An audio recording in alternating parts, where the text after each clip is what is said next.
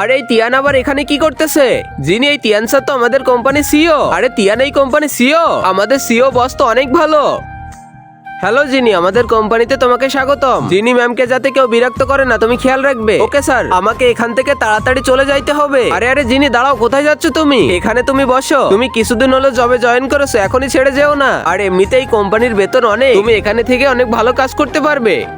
ঠিক আছে, তাহলে এই জবটা আমি ছাড়বো না। আমিও দেখতে চাই এখানকার সিও বস কে। তুমি জানো আমাদের বস একটা মেয়েকে ভালোবাসে, তাই তো কাউকে এখনো বিয়ে করেনি। আমি তো জানি বস তোমাকে অনেক ভালোবাসে, তুমি টেনশন নিও না, এই কথা আমি কাউকে বলবো না। আচ্ছা তাহলে তুমি কাজ করো, আমি যাইতেছি, আমার একটু কাজ আছে। আরে মিনির এতগুলা মেসেজ কল আইছে। আরে আমি এত কথা বলতেছিলাম, এর মধ্যে তো আমি কিছু দেখিই নাই। বল জিনি, তুই আমাকে কি বলতে চাস? আরে তিয়ান তো আমাকে বিয়ে করবে আর আমার বাচ্চা দায়িত্ব নিতে যাচ্ছে।